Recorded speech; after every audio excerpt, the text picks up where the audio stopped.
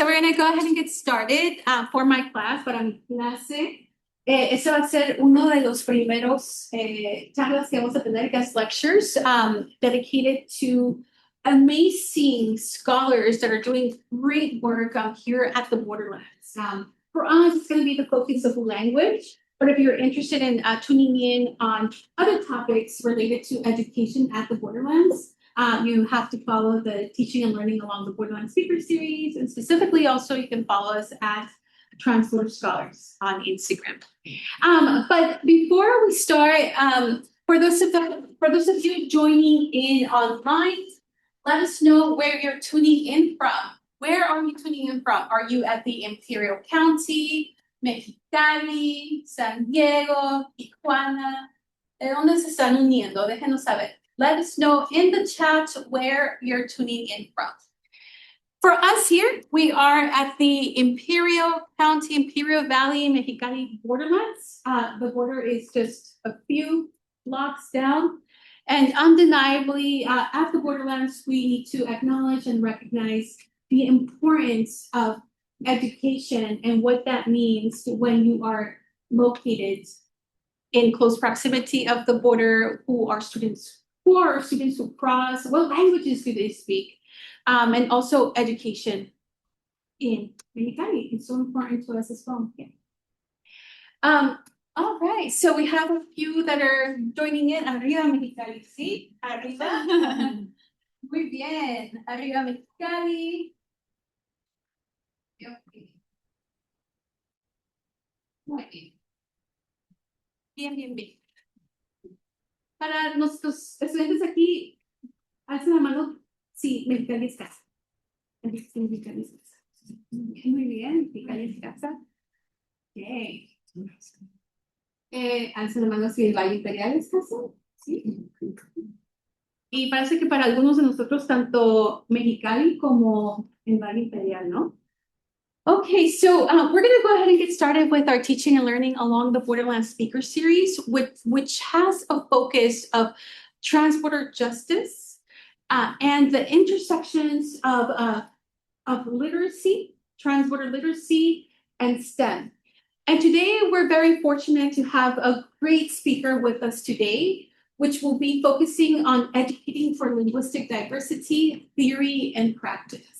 Joining us today is Dr. Manuel Alejandro Sanchez Fernandez. And a little bit about Dr. Alejandro Sanchez Fernandez is that, and I'll tell you in Spanish, ¿quién es el doctor Manuel Alejandro Sánchez Fernández? Manuel es doctor en lingüística del Colegio de México, maestro en lingüística por la Universidad de Sonora, y cuenta con licenciatura en Ciencias de Comunicación en Sociología por la Universidad Autónoma de Baja California. Y nació en Ensenada. Y bueno, eso es un poquito de quién es el doctor Sánchez Fernández, pero with no further ado, con ninguna más espera, vamos a hacerle el micrófono y la plataforma.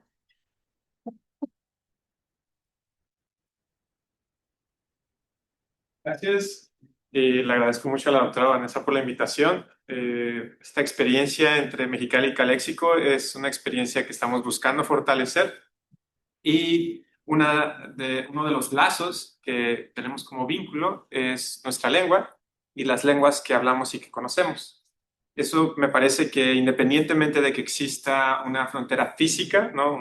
Literal una pared, la lengua es un elemento cultural que la transmina, ¿no? Y puede cruzar de un lado para el otro sin importar cuál es la política instalada, ¿no?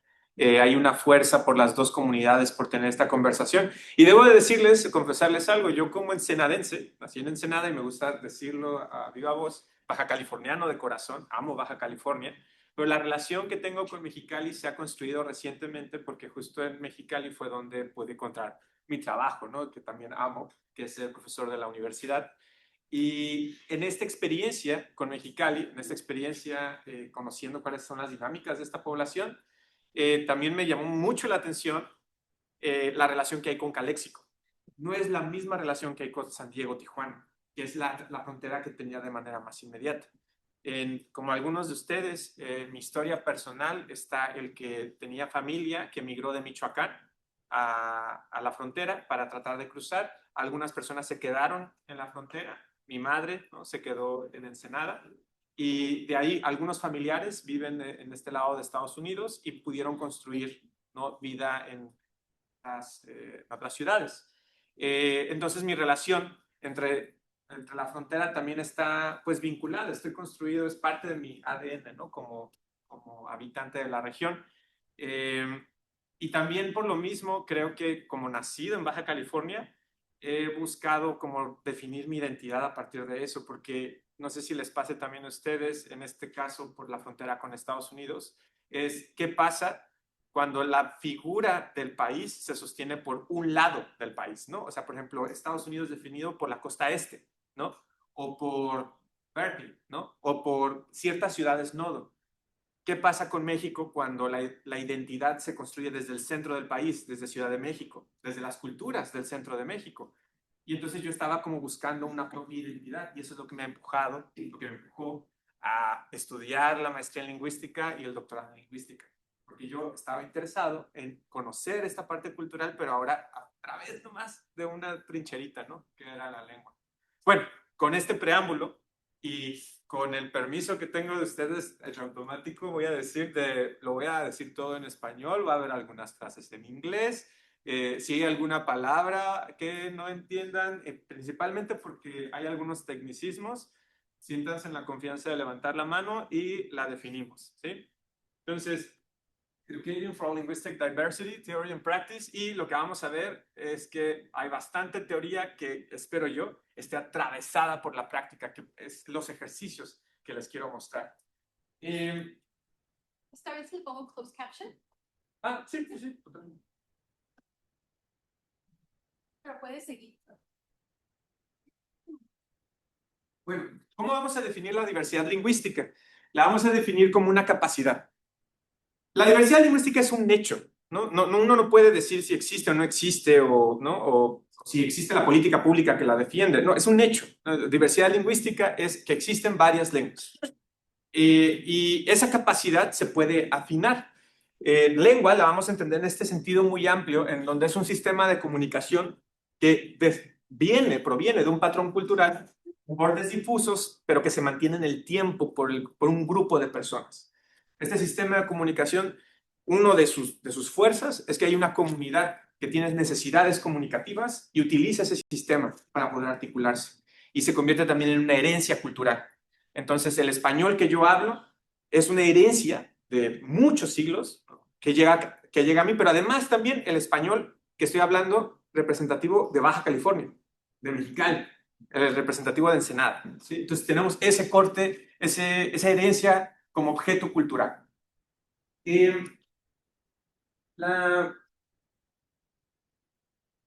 La siguiente pregunta en cuanto a diversidad lingüística es entonces, bueno, la diversidad lingüística es un hecho, entonces, ¿cuántas lenguas hay?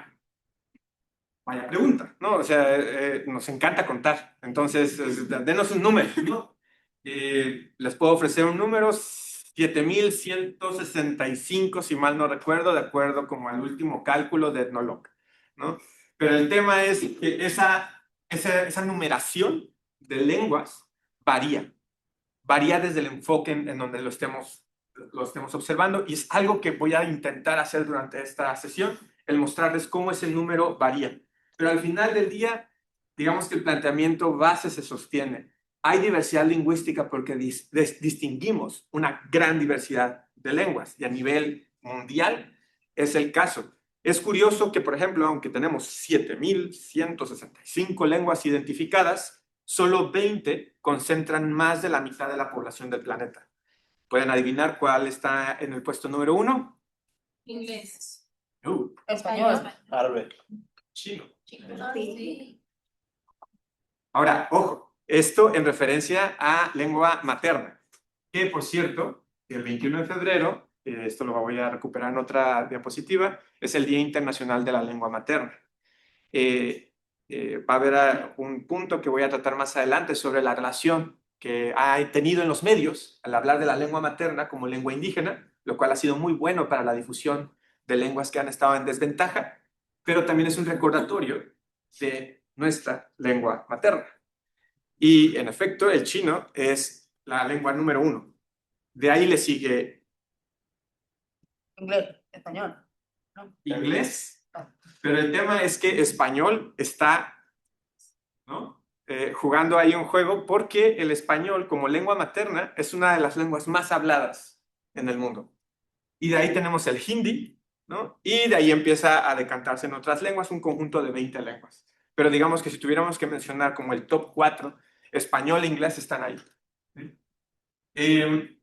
Ahora, en México, ¿cuál es la fotografía, el escáner que tenemos en México? Cuando se habla de diversidad lingüística en México, usualmente recurrimos al Instituto Nacional de Lenguas Indígenas. Y a través de él, a través de una serie de acuerdos que han establecido, se han podido identificar 365 variantes lingüísticas. De ahí, lo que usualmente se comunica en los medios es que hay 68 lenguas en México, además del español, lenguas indígenas. Esto puede llegar a diluir una diversidad que sí está identificada por la comunidad lingüística y también por los propios hablantes. En realidad, el número más acertado sería este. Hemos podido identificar 365 lenguas, sistemas de comunicación que alguna comunidad está utilizando. Y de ahí esto está agrupado en 11 familias lingüísticas. ¿Conocen el término de familia lingüística? Por ejemplo, ¿han escuchado hablar de las lenguas romance? Una vez, cuando pedí el permiso para cruzar, estaba estudiando la maestría en Sonora y me invitaron a trabajar en la UCLA un par de semanas con unos colegas. Pero no cruzo porque estaba el permiso, pues yo no pedí el permiso y el guardia, ¿y usted a dónde viene? No, pues soy estudiante de maestría. Ah, ¿y a qué vienes? A trabajar con lenguas de la región. Ah, ¿y cuáles son las lenguas románticas? Así me aventó la pregunta, ¿no? ¿Y cuáles son las lenguas románticas? Y yo, ay, Manuel es un guardia. No hay, lenguas románticas no hay como tal, serían lenguas romances y yo no soy especialista en ellas. No, o sea, entonces sí, hasta ahí le puedo responder. Y ya se quedó, ah, sí, pasas, ¿no? Y ya me salió y me dio el permiso. Las lenguas romances son una familia, ¿no? La familia de las lenguas romances. Bueno, es un subconjunto de la gran familia indoeuropea, ¿no? El subconjunto de las lenguas romance, pues más o menos conocen a sus parientes, sería el italiano, el francés, ¿no? El portugués. Y de ahí pueden ustedes, si ven el árbol genealógico de las lenguas indoeuropeas, van a poder notar que el inglés está en otra ramita, pero surge del mismo tronco, de lo indoeuropeo. Y entonces el inglés convive pues, con el alemán, por ahí en otra ramita, ¿no? La familia lingüística reconocida, por ejemplo, una de las familias lingüísticas reconocidas aquí en Baja California y en California es la familia lingüística Yumana. ¿Han escuchado hablar de ella? ¿Han escuchado hablar de Cucapá, Paipai, Javasupay, Hualapay? Esto no está muy lejos de aquí, ¿eh? Coatzán, ¿no? Quechán, también conocido como Quechán, o también recibe otro nombre, Yuma. Yuma, Coatzán y Quechán son nominaciones para una misma comunidad. Y de hecho, la familia lingüística yumana recibe su nombre por Yuma, por esa primera comunidad que fue nombrada. Eso me llama mucho la atención y eso pasa lo mismo en Mexicali. Es parte de lo que les voy a contar, que no conocemos mucho de la propia riqueza que tenemos en la región. También está el Kumiai en el lado mexicano, que también se conoce como Tipay e Ipay, ¿no? En la región. Y luego también otro nombre que se conoce en el lado de Estados Unidos es el Umeyay, que también existe en la zona. Entonces, esa es la familia lingüística yumana. Y como familias, o sea, coinciden varias familias lingüísticas. La característica de las familias es que yo puedo identificar características dentro de las lenguas. Entonces, en el caso de las romance, yo puedo identificar el patrón. Ah, mira, se parecen en estas características. Luego decimos, el francés hizo algunas cosas ahí con sus marcas de negativo y fonológicamente hizo algunos cambios, pero en general podemos rastrear como ese ancestro común que todas comparten. De la misma manera con la familia Yumana. Entonces, es la característica de una familia lingüística que pues, vemos varias lenguas y podemos rastrear características y nos llevan a un pariente común. Entonces, la diversidad de México es amplísima y algo en particular que menciona, que se difunde en las lenguas de México, pues, la diversidad a través de sus lenguas indígenas, que de nuevo, esto me parece que ha sido el mejor tema de conversación para hablar, iniciar la conversación sobre diversidad lingüística. Algo que queda dependiente es qué otras lenguas se hablan en México que no sean lenguas indígenas, que hablan también de la diversidad lingüística de México. Entonces, por ejemplo, una de ellas es el chipileño. El chipileño es una variante de italiano que solo se habla en México. Por ejemplo, no sé si saben que hay variantes de español que se quedaron atrapadas en Estados Unidos una vez que llegó el grupo angloparlante, pero todavía había conquistadores españoles en la zona. Ese español es español del tiempo de la conquista. Entonces se quedó en esas zonas en Estados Unidos y aún hay versiones de ese español en algunos puntos, ¿no? Entonces, ese tipo de situaciones a veces no se contabiliza como parte de la diversidad lingüística, y sí lo es. Esto nomás también para visualizar la diversidad lingüística de California, y lo que me gustaría nomás aquí, ¿no? Apuntar que por acá está el Cumeyay, el Quechán o San, Maricopá, Mojave, ¿no? Que ya está en el estado de Arizona, que por allá tenemos también más o menos una distribución tentativa. Dato curioso, Yutuastecana, esa es una de las familias. ¿Ustedes qué creen, qué lengua creen que sea parte de esa familia Yutuastecana? Muy sonada en México, bandera nacional, ¿no? ¿El azteca? No. ¿Cuál es otro nombre con el que se puede conocer esa lengua? El náhuatl. Sí. Es parte de esta familia lingüística. Nomás quiero que dimensionen, estamos hablando de una lengua que se habla en el centro del país y su familia lingüística está hasta acá, ¿sí? Entonces, solo como dato curioso, ahí ustedes pueden hacer muchas cosas indagando qué pasa con esa región, ¿no? Esta zona que ven aquí marcada son las lenguas de la familia lingüística yumana. Y como pueden ver, cubre Baja California, la zona del sur de California y parte de Arizona, ¿no? Hasta donde coinciden los estados allá de Nevada. Y esta familia está alrededor de la yutuastecana y luego tenemos otro conjunto de lenguas en la parte de Arizona y que baja, ¿no? Igual también acá. El Yumana, lenguas yumanas, Yavapay, Javasupay y tenemos las yutuastecanas. Entonces hay una convivencia, lo que nos habla esta distribución de familias es que vemos también patrones culturales relacionados. Entonces, por ejemplo, una investigadora de Estados Unidos le interesaba saber cómo es que llegó el frijol, la semilla del frijol, llegó a las comunidades yumanas. Porque cuando empezó a investigar la palabra para frijol, la investigadora es Judith Joel, encontró que la palabra para frijol es rara. O sea, su estructura es rara, ¿no? Es como decirles una palabra que vamos a ver más adelante, una palabra en inglés que dices, esto no creo que sea inglés. Una palabra en español que luego bota es reloj. Díganme otra palabra en español que termine en J. Ojalá. Ojalá. No termina en... Ay, perdón. Pero, por ejemplo, ahí encontrar esa palabra, terminación en J, eso es bien raro. Una palabra en español que termina en J es muy rara. Entonces, eso ya nos da indicio de esta palabra de ser un préstamo. La tomamos de algún lugar, tal vez.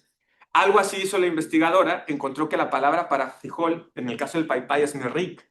Y para una palabra en paypay es rara, esa estructura es rara. Se puso a indagar y parece ser que tomaron la palabra de préstamo del hopi. Entonces parece ser que la semilla del frijol llega por los yutuastecanos a los yumanos. Pero esa es una hipótesis, ¿eh? O sea, no hay nada escrito en piedra cuando se está haciendo una especie de arqueología, ¿no? Con la lengua. No, pero en efecto la palabra es extraña, ¿no? Y esto lo podemos ver por esos grupos, esas agrupaciones culturales, ¿no? Alrededor. Entonces, esto solamente hablando de la diversidad lingüística reconocida como esta variedad de lenguas indígenas que históricamente se han hablado en la región. pero también tenemos otros casos que a veces quedan subrepresentados, que son lenguas que llegan en otras migraciones a la región. Una de ellas, no sé si sepan, Mexicali tiene una historia con la comunidad china y hay variantes de chino que se hablan en Mexicali, solamente que no hay estudios enfocados en identificar cuáles, qué gramáticas tenemos, ha habido contacto con las lenguas, con el español, por ejemplo, cuál es su situación, ¿no? Otras de las lenguas que han convivido en la región ha sido entre el italiano, por los buzos italianos que llegaron a Baja California Sur, y también el ruso, ¿no? Que todavía hay familias en el Valle de Guadalupe con esa línea. Y sin lugar a dudas, la frontera como tal trae migración de distintos lugares del mundo, no solamente de México o de América Latina, y también trae un conjunto de lenguas. Recientemente, bueno, debido a las situaciones que han sucedido, ¿no? Hace unos años, yo ya diría, el creol, por ejemplo, es una de las lenguas que también empezamos a encontrar en la frontera. Y otra deuda que se tiene cuando se habla de diversidad lingüística es la lengua de señas, tanto la lengua de señas mexicana como la American Sign Language sería, ¿no? Y también las variantes que puedan llegar a reconocerse en la región. Es decir, cuando hablamos de diversidad lingüística, y van a encontrar esto en sus manuales, en sus textos, el análisis, la atención a grupos multiculturales y multilingües usualmente se centra en, vamos a atender la diversidad de lenguas en cuanto que son hablantes de una lengua indígena. O la propuesta que les presento es que la diversidad lingüística la podemos encontrar incluso también en el propio español. Y yo creo que aquí es donde podemos ser muy empáticos en esta situación. Es muy distinto ser hablante de español mexicano, hablante de español chileno, hablante de español argentino, ¿no? O hablante de español de la frontera. Hablante de español de la frontera en San Diego, hablante de español, ¿no? Aquí en Caléxico. Esa variación nos da una razón para hablar de una identidad de grupo. Nos da una razón para decir, esta lengua es el sistema que nosotros estamos adoptando. Y el tema es que ahorita yo les estoy vaciando un montón de información, ¿no? Es como que ahí van todas las lenguas que podamos encontrar, ¿no? 7165. Vamos a ver qué hacemos con eso. Eso puede ser, ¿no? Abrumador para alguien. Es como que, bueno, ¿y esto cómo se opera, ¿no? Tengo una colega, la doctora Andrea Guardia, de Colombia, que trabaja con literatura escrita por mujeres afrodescendientes en Colombia. Y ella está muy interesada en decir, sí, sí queremos atender la diversidad, o sea, sí nos interesa, sí consideramos que es algo importante para construir lazos, pero ¿cómo lo gestionamos? ¿Sí? ¿Qué hacemos con tanta diversidad? Porque puede no resultar operativo, o sea, nos podemos congelar, puede haber éxtasis, ¿no? Nos detenemos porque no sabemos de los tantos caminos que hay, de las tantas rutas, cuál tomar. Entonces, digo, esto me recordaba cuando lo platicaba con la doctora, estamos frente a un dilema que ha atravesado nuestra historia, nuestra humanidad, nuestra mítica por siglos, ¿no? ¿La diversidad lingüística es una bendición o es un castigo? ¿No sería más cómodo que todos hablaran una misma lengua? O sea, más operativo, ¿no? O sea, todos los textos en una misma lengua, ¿no? La información fluiría tal vez mejor, más rápido, ¿no? Entonces, ¿por qué nos estamos deteniendo en esto? Y esto se los planteo de manera crítica. La respuesta no se las voy a dar aquí, ¿eh? O sea, de una vez yo voy a dar mi mejor esfuerzo por abogar por una postura, pero respuesta concreta, ustedes van a tener que desarrollarla. ¿Cómo defendemos, si nos interesa, una diversidad de este tipo? Porque sí está vista como un problema en donde pues preferiríamos tener una sola lengua, y eso es lo que han solucionado algunos países. La lengua, en este caso, por ejemplo, Estados Unidos recientemente ha nombrado el inglés ahora sí como lengua oficial. Es la única lengua. Solo los documentos oficiales pueden ser escritos en inglés. En México, el español es lengua nacional junto con otras lenguas nacionales. Y eso ha logrado establecer un equilibrio, ¿no? El exigirle al Estado que pueda haber una constitución, que pueda haber documentos en algunas de las lenguas indígenas. ¿Cómo se gestiona la diversidad lingüística? ¿Cómo se trabaja con la diversidad lingüística? No es una tarea resuelta. Y aquí es en donde necesitamos mentes creativas en didáctica, ¿sí? En enseñanza, y que tengan sensibilidad a que crean, realmente lo sientan, que esto puede beneficiar a lo humano, ¿sí? Por mencionar algunos casos, digo, el Génesis, ¿no? Que habla sobre la maldición del habla, pero también los mexicas tienen la idea de, si bien una paloma da el don del habla, es el diluvio el que provoca este cataclismo de la diversidad, ¿no? En donde cada quien en cada región empieza a hablar una lengua distinta. Para los griegos, por mencionar otro ejemplo, Hermes, ¿no? Que da, sí, también el don, un don que es reconocido, y de la misma manera volvemos al relato judio-cristiano, en donde el Pentecostés también se convierte como un símbolo de don, ¿no? Un don es hablar varias lenguas, es un don, es una habilidad que se premia, ¿sí? Es un premio. Un colega, ya que empecé yo a estudiar lingüística, salió un meme por ahí que decía, si le tuvieras que pedir un deseo a un genio malvado, ¿cuál le pedirías? Y hablar todas las lenguas. Pero no estás pensando en las cosas, es un genio malvado, no es hablar todas las lenguas, incluso de programación, o sea, todas las lenguas, ¿no? No sé ustedes si les parecería bien o mal llegar a eso. ¿Cuál sería la solución? ¿No? Pues, ¿deseo que todos hablen una sola lengua? ¿O mejor que todos hablemos todas las lenguas? Si tuviéramos un deseo, ¿cuál de los dos? Pues hablar uno nomás.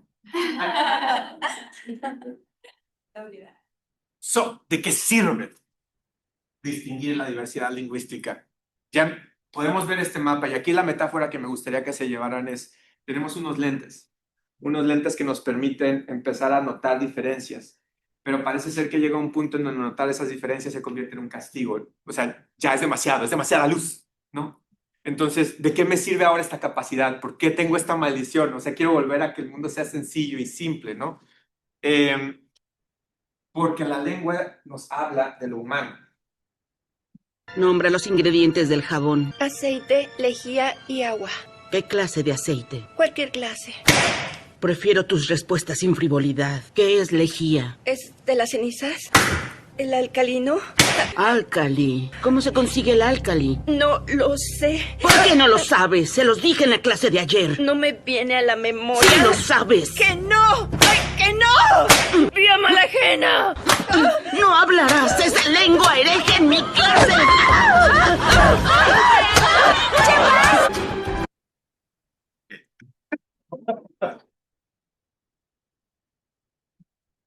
Esto es ficción en cuanto que es una película, pero lo que retrata no es ficción, ¿no? O sea, a donde está apelando es a una situación en donde solo por hablar una lengua distinta, ¿no? Ya desde ahí eres distinto a mí, y todas las implicaciones de prejuicio y de xenofobia que puede atraer eso, ¿no? Mi acento es una revelación en este momento para ustedes, y eso puede generar reacciones en ustedes, solo por mi acento, ¿sí? En este caso en otra lengua. Y de ahí viene una serie de prejuicios, una serie de espejismos alrededor de la diversidad lingüística. Yo no sé si la diversidad lingüística es algo bueno, malo, es una bendición, un castigo. Lo que les mencioné al inicio es que es un hecho. Está. Y lo que vemos es que hay consecuencias en seres humanos reales por esa diversidad. Podemos tener una actitud moral hacia si es bueno o malo la diversidad lingüística. Donde me gustaría colocar el acento es que eso lo podemos discutir, pero lo que es verdad es que en este momento hay gente siendo discriminada solo por el hecho de que habla otra lengua, porque se le distingue otro acento. Ahí es nuestra atención. Si estamos en el área de educación, eso no puede no verlo, no podemos no verlo, tenemos que atenderlo, ¿sí? Porque nos duele, porque somos humanos. Entonces, por ejemplo, un caso, este es un estudio que tengo ahorita pendiente. Si a alguien le interesa hacer trabajo de investigación alrededor, podemos platicarlo. Lo que pasó fue que hace como un año la gobernadora de Ciudad de México mencionó que en 78 secundarias impartirían clases de náhuatl en Ciudad de México. Y los posts fueron como, lo que hizo fue minar los posts de Facebook, los comentarios, y hay como una variedad muy interesante. La razón por la cual esto me votó, esto es evidencia de la comprensión que hay en este momento de la diversidad de México. Y ese prejuicio está latente, nomás está esperando una chispa para surgir de nuevo. Entonces, por ejemplo, muy útil en el mundo de los negocios, sarcasmo digo, por si era falta decirlo, ¿no? Está bien, y como para qué les servirá, mejor enseñas un idioma que les dé mayor productividad en su vida, enseñen buen inglés, ¿no? Entonces el prestigio del inglés frente a otras lenguas. Por favor, qué ganas de retroceder. Nuestros hijos necesitan mejores clases. La tecnología nos está superando. Sean creativos. Las clases que necesitan son inglés, francés, chino. ¿De qué les va a servir hablar náhuatl, mixteco, zapoteco? ¿Cómo para qué? No lo permitamos no, todavía, ¿no? O sea, no. Y qué gran noticia. Ojalá también le enseñes a hablar bien español, a leer comprendiendo a español y a escribir y sin faltas de ortografía, y hagan varios clubes de náhuatl para que practiquen el idioma que aprenderán, porque sabe Dios dónde encuentran interlocutores. Si la lengua no me es útil, no le es útil a nadie, ¿no? Entonces el inglés es la lengua útil, ¿verdad? ¿Qué es un interlocutor? Interlocutor es la persona con la cual yo puedo comunicar. Entonces locutor es de como equivalente al hablador, la persona que habla. Entonces interlocutor es con quien habla. Entonces, la diversidad lingüística es notar, enseñar diversidad lingüística es hacer notar que esta diversidad sigue provocando estas reacciones y que hay personas que van a sufrir estas consecuencias, ¿sí? Van a sufrir este desplazamiento. Desde las lenguas indígenas, que históricamente han sido desplazadas, y de ahí pasamos a toda la variedad de combinaciones que pueden estar atravesadas, circunstancias de migración, circunstancias de, por ejemplo, estar aprendiendo una segunda lengua. La cruz que todavía a la fecha yo sigo peleando es que las personas que más me han castigado mi inglés han sido personas de México. Yo llegué hablando a la UCLA mi inglés, 8, muy orgulloso, ¿no? Nadie, es más, hasta la doctora que me estuvo asesorando me dijo, es que tu inglés está muy bien, ¿no?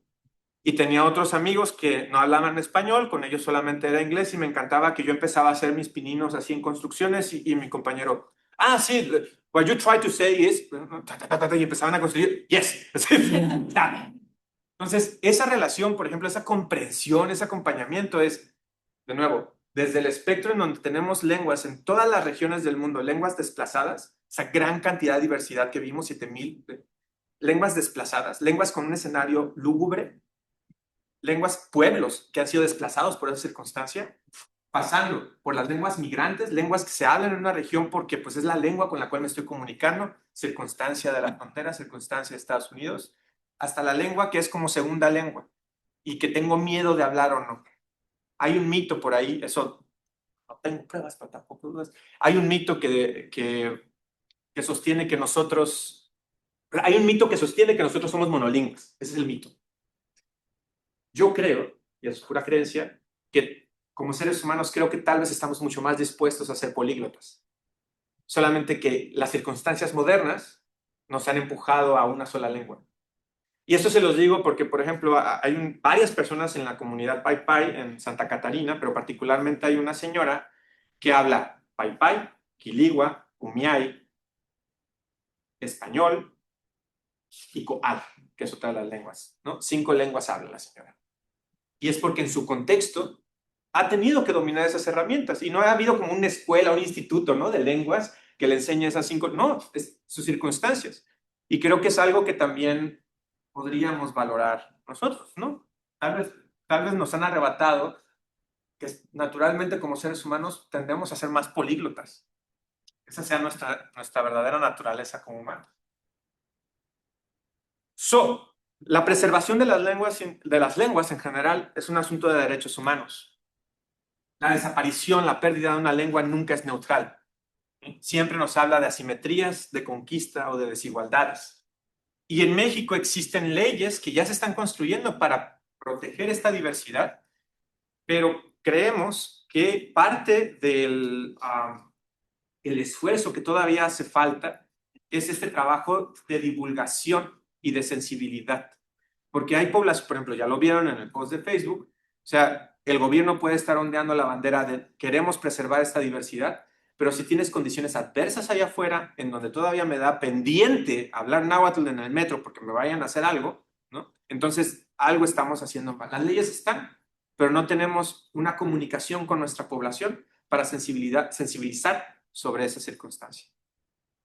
¿Sí? Entonces, con esto solamente quiero mencionar que aunque las leyes puedan existir, no es suficiente. El trabajo tiene que ser también desde ahora sí como diríamos desde el frente, ¿no? Que es con nuestra población directamente. Trabajo de divulgación, trabajo de enseñanza, trabajo de educación. Entonces, en México en particular se ha tratado el tema de la diversidad lingüística como un tema que también atraviesa el concepto de interculturalidad. Y hay varias definiciones alrededor, pero en particular hay una que se concentra solo en atender a las poblaciones indígenas. Y sin lugar a dudas, enseñar una lengua indígena en un contexto de bilingüismo es una tarea enorme, ¿no? Humana y necesaria. El caso, por ejemplo, de Paipai es una lengua de la familia lingüística y humana, se habla en Baja California, quedan entre 20 y 30 hablantes, ya no se transmite a los niños, ¿no? Ya no hay contextos para poder utilizarla. Se transmite vocabulario y frases cortas, pero la complejidad del uso de la lengua se está perdiendo. ¿Qué estrategias necesitamos? Necesitamos toda una documentación, una descripción de la lengua para de ahí generar el material didáctico. Imagínense todo el esfuerzo necesario para hacer un curso de A2 de Paipai, ¿no? El material que se necesitaría, la investigación que se necesitaría. Y pues somos como 3 lingüistas, ¿no? Y también pues las señoras están haciendo todo su mejor esfuerzo por documentar la lengua, pero es que ahí es cuando hacen falta manos, ¿no? Y falta tiempo y trabajo, ¿no? Y recursos. Y la otra es esa, que a veces, como lo vieron en los comentarios, ¿pero para qué? ¿Dónde la van a utilizar los niños, no? Mejor que aprendan inglés, ¿no? Va a haber más oportunidades de escala social que aprendiendo. ¿Por qué tanto esfuerzo, no? De nuevo, regresamos a que es un asunto, debería de ser una decisión de la comunidad. Debería ser una decisión de, tengo los recursos y yo voy a decidir entonces hacer o no hacer. Pero el tema es que no tenemos los recursos. Entonces, sí, este tema es importante. Revitalizar culturas implica esto, revitalizar culturas, reconocer identidades, garantizar derechos lingüísticos. Claro. Sí. Pero enseñar diversidad lingüística, usar esta línea en nuestras clases, lo que implica es nutrir la curiosidad por la lengua materna. Revelar que la lengua materna no es lo que nos diga la RAE, ¿sí? Sino es esta lengua que estoy utilizando en este momento o la lengua que surge cuando estoy muy cómodo, muy contento, cuando quiero decirle a alguien que, que lo estimo mucho, ¿no? Y también todo el coraje que pueda tener, cómo atraviesa mis emociones. La lengua materna, cada uno de nosotros tenemos una lengua materna y ese reconocimiento que podamos tener de ella es el primer paso para después poder generar contextos en donde se pueda hablar de ella. Y creo también que enseñar sobre diversidad lingüística y la razón por la cual pongo aquí el diccionario del español de México, en contraste digo, a ver, mis estudiantes me dicen así como, ya, suelte a la RAE, ¿no? Pobres, porque me la paso criticando algunos aspectos de la Real Academia Española. Lo cierto es que han hecho un trabajo descriptivo, o sea, es una de las instituciones que ha hecho un trabajo descriptivo del español y últimamente se contemplan las asociaciones de la lengua española de distintos lugares de Latinoamérica. O sea, ya no hay una RAE que inicialmente estuviera como tratando de no ver que la mayoría de los hablantes de español están en América Latina, sino ya es una RAE que considera estas otras academias. Y un esfuerzo de identidad de México, por ejemplo, es el Diccionario del Español de México. Este es un documento para dar cuenta de que tenemos una lengua. Una estrategia que implemento con algunos profesores en función de secundaria, el equivalente como bueno, sería, creo que no di el curso a high school, pero sería como middle school, ¿no? Y elementary school. ¿Sí? Primaria. Primaria. Es, profesores, antes que nada, vamos a construir un diccionario de nosotros. Entonces, el ejercicio que les dejo es, quiero que me digan todas esas palabras que yo necesito conocer su contexto para poder entenderlas. Y empiezan, ¿no? Así como la lista de palabras, lo que podrían decir como que, ay, pero es que esas palabras ni siquiera están en el diccionario. He ahí el problema. ¿Crees que por no estar en el diccionario no son parte de tu lengua? Las usas, son parte de tu lengua, de tu comunidad. Es tu identidad. Y digo, no sé si sean ustedes de la opinión, pero un docente deja aquí parte de lo que es él, ¿no? Entonces, parte de ese reconocimiento, ese proceso de reconocimiento es cómo es mi lengua materna, ¿no? Más allá de la que me hayan dicho cómo debería de ser. Todavía estamos batallando por incluir algunas palabras del norte de México en el diccionario, pero he tenido una plática, ¿no? Ahí también con ellos.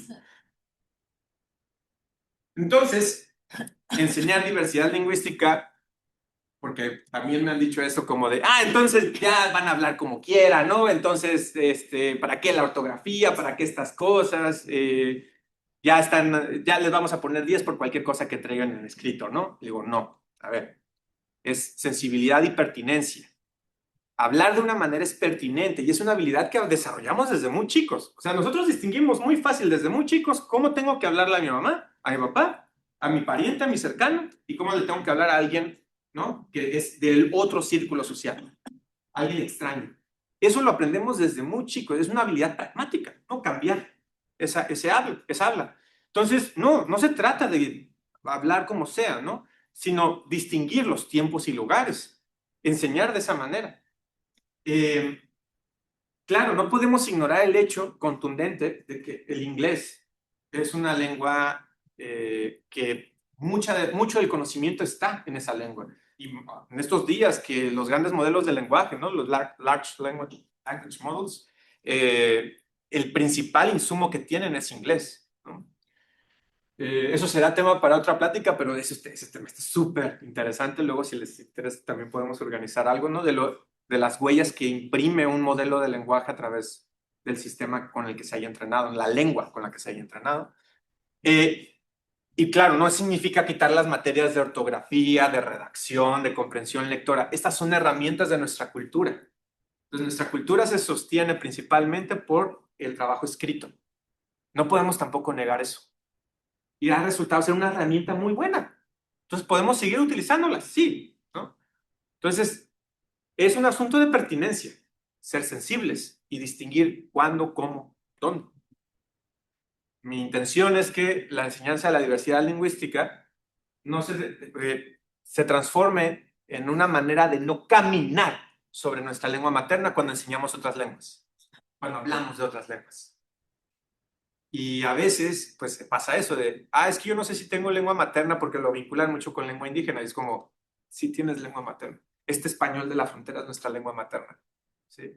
Este español de San Diego, este español de Mexicali, le dice nada.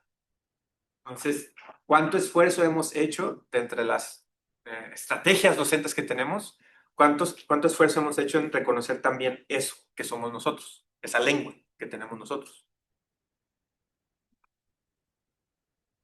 Y aquí es en donde les menciono que este es un comercial, ¿no? Estudian lingüística, es una ciencia muy divertida, van a aprender muchas cosas, van a aprender de muchas culturas. Y una de los temas, no sé si lo conocían al señor de aquí, este es Ferdinand de Saussure.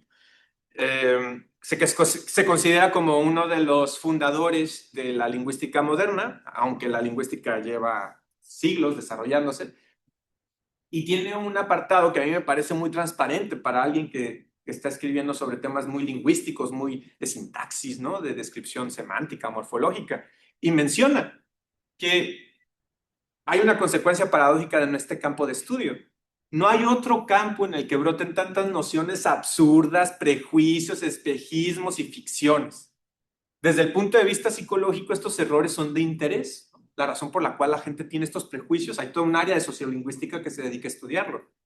Pero el trabajo del lingüista y de aquella persona que estudia lenguas, que está involucrada en el trabajo con lenguas, es sobre todo, el trabajo debe ser condenar estos absurdos y contradecirlos lo mejor posible. Entonces, aunque la lingüística es una herramienta que yo les diría, estoy en un posgrado de eso, está muy divertido, esto me gustaría también verlo como, ok, no necesitas estudiar un posgrado en lingüística para desarrollar habilidades para contradecir estos absurdos. Vamos apuntándole a eso, vamos apostándole a eso. Y la idea es que ya existe esta disciplina, utilicémosla como una herramienta para pulir nuestros planteamientos y combatir, luchar contra estos prejuicios, estos espejismos. ¿Sí? Entonces, ok. les planteé, ¿no? 7,156 lenguas. ¿Cómo le hace la lingüística para poder dar cuenta de esa diversidad? ¿Cómo contamos las lenguas? Aquí, y este va a ser un esfuerzo, espero lograrlo en esto, lo que me queda de tiempo, ¿no? Para la plática. Mi intención va a ser mostrarles cómo es que contamos las lenguas de manera estructurada. No me voy a detener mucho en cómo es usada una lengua en el sentido de que nos sirva como criterio para poder identificar lenguas, y tampoco me voy a detener mucho en cómo los hablantes la perciben, que también es un criterio que se toma en cuenta para distinguir que una lengua es distinta a otra. Por ejemplo, el mayo y el yaqui estructuralmente son muy parecidas, son dos lenguas indígenas que se hablan en Sonora, pero los hablantes reconocen que son dos lenguas distintas. ¿Alguien me puede dar otro ejemplo europeo? No, los estudiantes primero.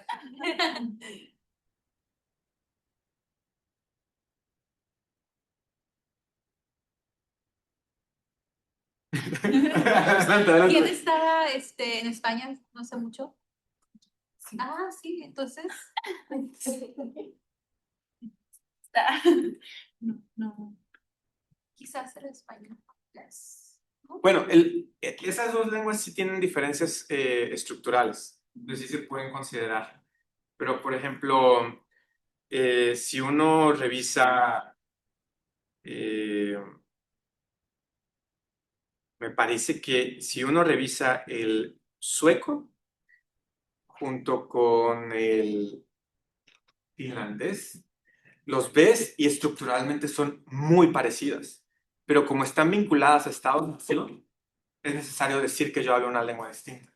Si en algún momento México tomara una actitud de Estado-nación, que ya a estas alturas del partido me refiero como humanidad, no creo, pero si quisiera tomar una postura de Estado-nación, podría decir, a partir de ahora no le vamos a nombrar español porque remite a una situación de conquista, vamos a llamarle mexicano, es la lengua mexicana. Pero México es la misma lengua, o sea, estás hablando de la misma, es la identidad que tenemos, ¿no? Entonces, hay situaciones en donde los hablantes consideran que se trata de dos pueblos distintos, por lo tanto, dos lenguas distintas. Eso tampoco lo voy a tomar mucho para la descripción que les voy a mostrar. Mi intención en lo que sigue, esperar pasar así los siguientes niveles, es mostrarles cuáles son algunas herramientas que tenemos en lingüística para notar esa diferencia de manera estructural.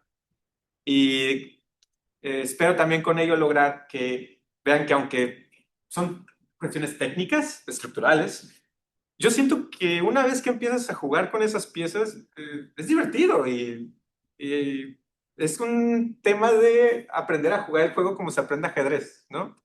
Entonces, y lo siguiente que sucede es que pules la herramienta para poder defender circunstancias, para poder decir, oye, pues, por ejemplo, el mayo y el yaqui tienen estas características, pero sus hablantes lo consideran distinto, ¿no? Tienes un argumento, tienes un planteamiento. Entonces, vamos a revisar algunas características estructurales. Solamente como nota al pie de página, no voy a utilizar el término dialecto, y esa es una recomendación que hacemos por lo menos desde México. El término dialecto se refiere a una variación de una lengua. Las lenguas se manifiestan en dialectos. Entonces, yo estoy hablando en este momento el dialecto del español norteño, ensenadense, ¿no? Que cruza varias variables sociales mías. Pero el problema es que el término ha adquirido una carga peyorativa. Entonces, como para referir que dialecto es como algo que no ha llegado a ser lengua, ¿no? Entonces, las lenguas indígenas son dialectos, habla dialecto, ¿no? Entonces, debido a esa carga, no podemos ser ingenuos a eso, entonces preferimos cuando hacemos divulgación no usar el término, aunque técnicamente tiene una posición y un uso, ¿no? Entonces, en papers especializados tiene un uso, pero en divulgación lo evitamos, ¿no? Entonces, nomás para que quede como no. El fenómeno del lenguaje es complejo y la forma de acercarnos estructuralmente es de esta manera. Podemos analizar su fonética, su fonología, su morfología, su sintaxis, y también se considera su pragmática y su semántica. Yo, por ejemplo, he estudiado más aspectos morfológicos y sintácticos y no me alcanza la vida para estudiar más, ¿no? O sea, aunque debo de reconocer, hay lingüistas que exploran todas las áreas, ¿no? Y mis respetos. Pero cada una de ellas es como una especialidad médica, ¿no? O sea, es como para trabajar toda tu vida en un área. Y además, uno puede llegar al fenómeno del lenguaje desde cualquier lado. Entonces, esta es una visión que tenemos en lingüística funcional, le llamamos. Hay, por lo menos, podemos distinguir dos grandes corrientes en lingüística. Una que le llaman lingüística formalista, que viene de una generativa, una lingüística generativa, con Chomsky, por ejemplo, como uno de los principales representantes. Y otra corriente que es la lingüística funcional, que parte de las premisas es un sistema de comunicación se moldea en función de las necesidades comunicativas de las personas de la comunidad. Entonces, mientras que en la otra postura existen unas reglas, una especie de plantilla que todas las lenguas comparten y que el trabajo del lingüista es descifrar ese patrón común. Entonces, las dos perspectivas, debo de decirles, yo consideraría que ya se sientan a la mesa a convivir y nutren la formación, ¿no? Para describir una lengua. La postura principal que yo tomo es la funcionalista. Y este es un esquema, repito, que me ha gustado mucho. Así es como vamos por los niveles, ¿no? Hablamos de los sonidos, de los fonemas, de las palabras, de las frases y las oraciones, del significado literal de las frases y las oraciones y el significado, la aportación del contexto del discurso. De esto, la definición de gramática usualmente es esto, ¿no? ¿No les parece que nos hace falta algo para hablar de una lengua, para describir una lengua? Ortografía. Ajá. Ortografía. Ortografía. O sea, usualmente esperamos que un libro de gramática en algún lugar nos hable también de cómo se debe describir una lengua, ¿no? Bueno, el tema es que la gran mayoría de las lenguas del mundo son de tradición oral. La escritura es un invento reciente en la humanidad, bastante reciente. Y aunque sí ha funcionado como una muy buena estrategia para preservar conocimiento, transmitirlo de generación en generación, ¿no? Para discutir o hilar algunas ideas, pues no nos habla de toda la fotografía de las lenguas del mundo. Y, por cierto, este no se ve muy bien, pero les recomiendo mucho este autor si les interesa. Es Oliver Morin. Él tiene un equipo de trabajo en el Max Planck.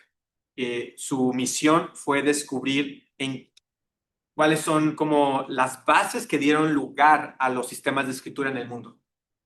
Entonces, y parte de su planteamiento es ese, es que este invento como objeto cultural, la escritura como objeto cultural, es muy reciente comparado a la lengua, a la capacidad del lenguaje, que es mucho más antiguo.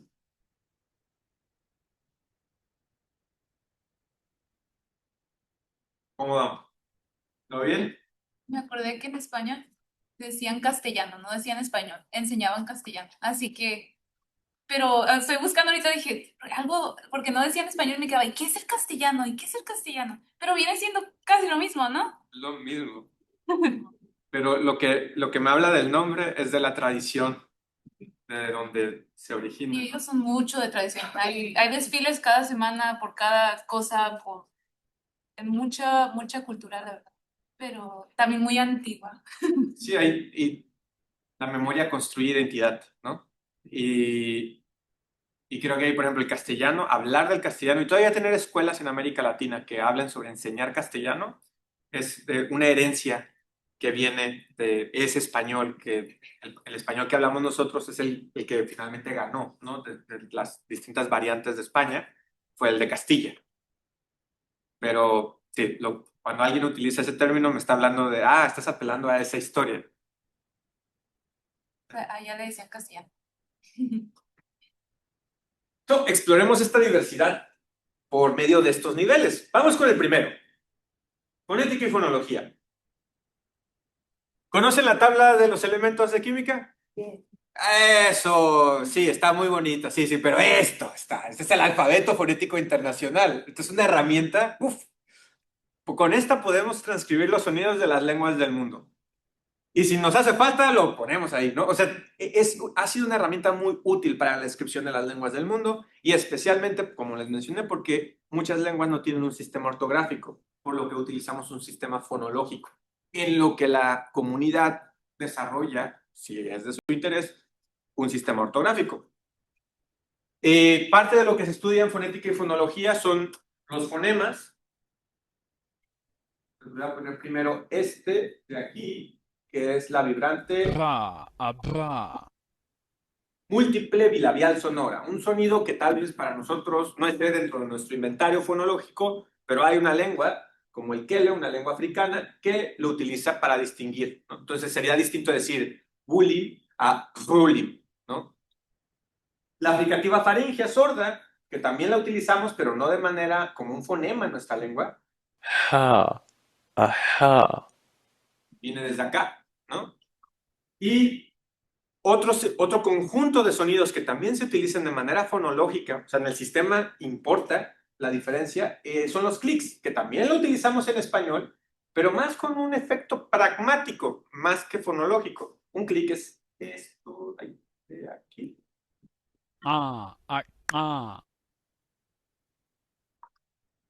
Entonces tenemos la variedad de... Ajá.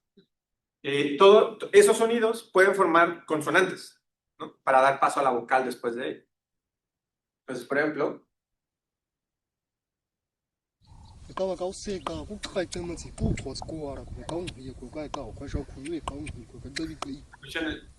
es lo mismo, es el equivalente a usar una P o una T, ¿no? Están en la posición de una consonante.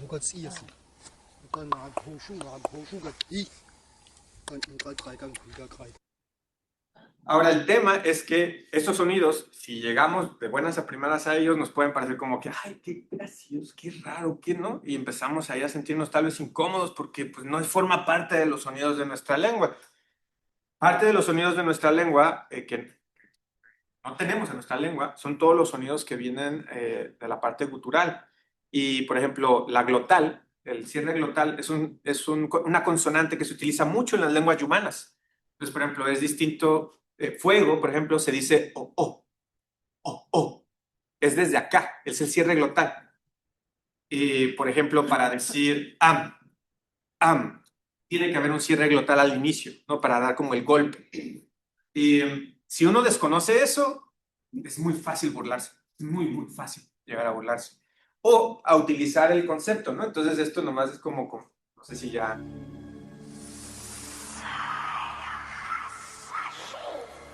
La lengua de las serpientes, ¿no? Una lengua malvada, porque utiliza fricativas. ¿Qué otra lengua en el mundo utiliza muchas fricativas de esa manera?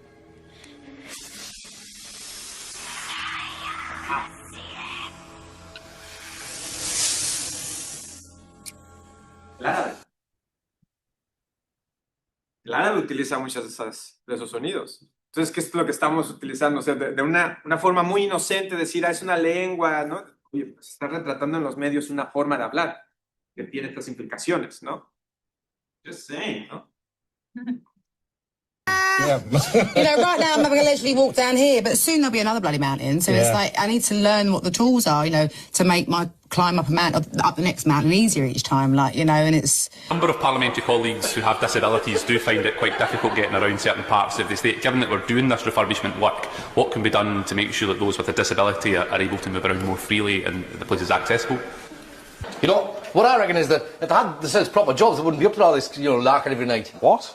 What I'm saying is that, if they had themselves proper jobs, for a gun till, then they wouldn't date. A lot of them's from broken homes. That was just a noise. Sammy, Paul, I'm fucking buzzing. 3-1 win against Arsenal, only team to win the first 3 games. She's right. Come mate. Fucking belted that, Paul. That was Scouser's fuck, that performance. She's right. I couldn't see the view anymore. Was he mumbo? Right, did he say? Said his head, he only chopped him down because he couldn't see the view no more. What's he mumbo? Este ejemplo, este caso, lo mostré también en Colombia, porque resulta que en Colombia la enseñanza del inglés es una lengua de prestigio, de mucho prestigio. Y particularmente mi curiosidad era qué acento están enseñando como lengua de prestigio. Porque por mi contexto, el acento que aprendemos en Baja California es el acento de Estados Unidos. Sea lo que sea que eso signifique, ¿eh? Sea lo que sea que eso signifique. Resulta que el acento británico tiene un peso en Colombia, ¿no? Porque hay una relación con Europa particular. O sea, hay regiones de Bogotá en donde tienes comunidades francesas, en donde tienes comunidades británicas, ¿no? Entonces, tener acento británico, inglés con acento británico, es prestigio. Entonces, parte de la reflexión era, a ver, ¿están conscientes de que solamente es un asunto de acento, que tenemos todos estos, y que todos estos, alguno de estos, por azares del destino económico, guerras o lo que sea, pudo haber quedado como el acento de prestigio, ¿no? Morfología y creación de palabras. Segundo nivel. ¿Cómo volvemos esto un verbo? La primera palabra que se les ocurrió, les juro que están bien. Ajá. Como verbo. Amarillo. Ajá. Amarillar, ¿no? Sería. Hacer algo amarillo. Hacer algo amarillo, ¿no? Sí, amarillo. Ok. Entonces, estamos de acuerdo todos que esa palabra tal vez no venga en el diccionario, pero ustedes me entienden, ¿sí? ¿No? Sí. Amarillar puede ser una palabra, ¿no? Y la puedo flexionar como verbo. Yo amarilleo, tú amarilleas, nosotros amarillamos. Amarillarlos. Googlear, que ya es un verbo. Googlear, ¿no? ¿Qué era la palabra? Googlear.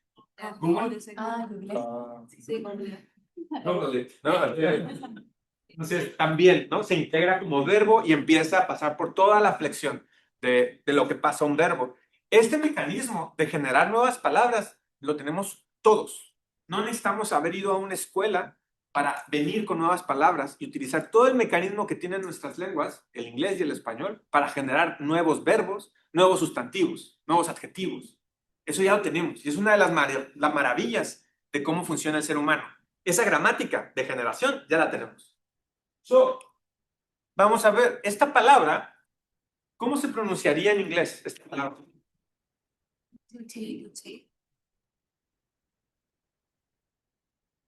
¿Cómo se pronunciaría en inglés?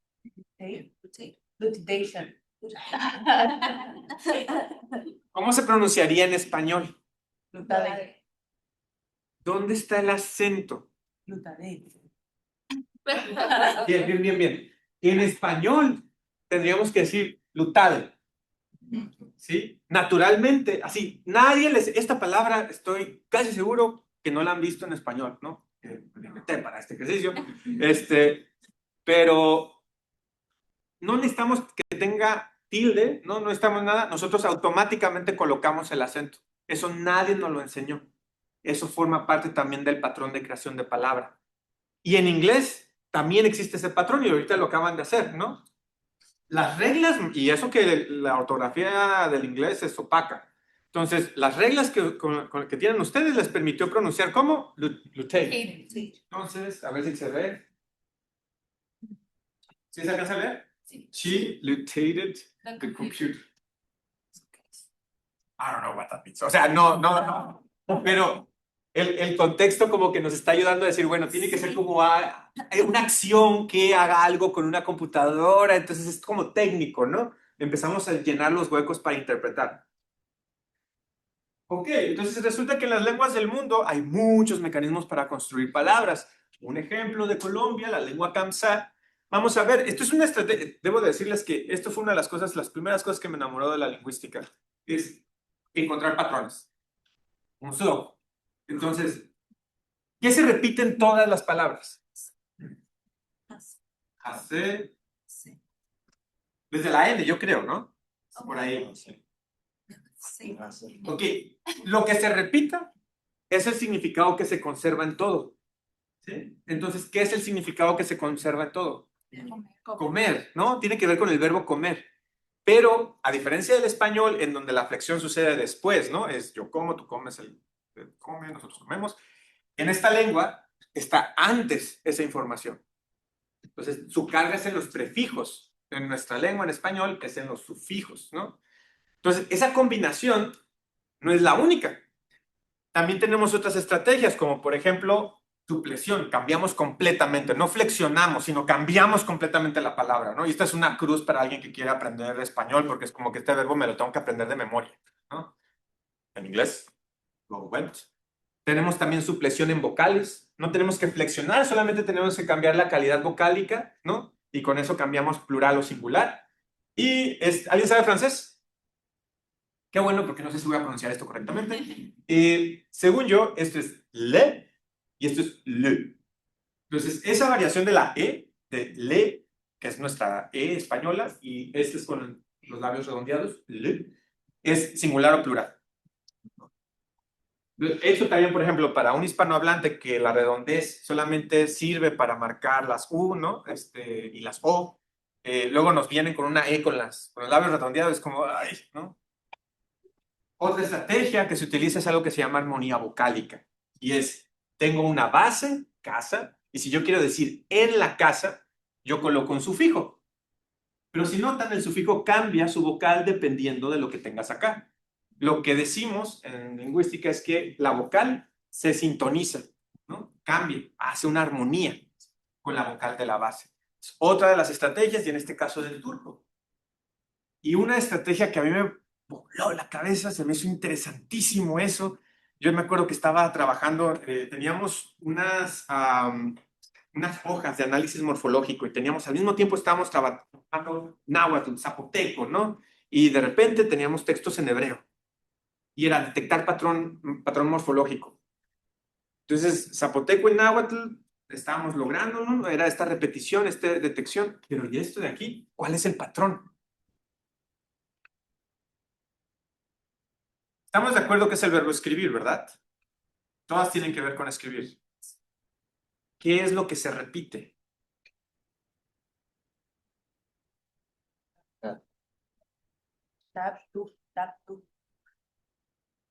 Resulta que hay lenguas, las lenguas semíticas, que tienen algo llamado infijos. Son plantillas de consonantes, que es el significado del verbo, y plantillas de vocales, que se van a colocar y van a cambiar. Quien escribe, ¿no? Los tiempos. Pues, o sea, los diccionarios son con 3 consonantes, ¿no? Que cambian las plantillas de flexión.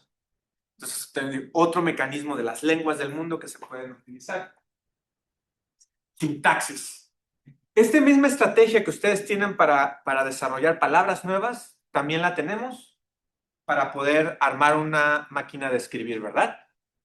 Entonces, si yo les doy todas las piezas, ustedes, ¿verdad? Van a poder armar la máquina de escribir porque ustedes ya saben cómo armar máquinas de escribir. Todos los seres humanos tienen esa capacidad, ¿no? Entonces, les doy una bolsa con todas las herramientas y sin instructivos, sin nada. Van a armar la máquina de escribir. Pues no, ¿verdad? Pero si yo les doy un costal con estas letras y les pido armen una palabra nueva, ¿podrían? A ver.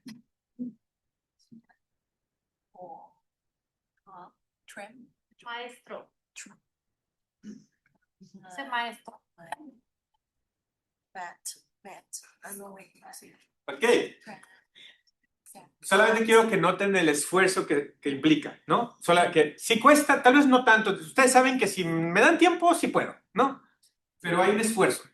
¿Sí notaron ese desgaste? ¿Sí? Y ahora fórmenme una oración con estas palabras.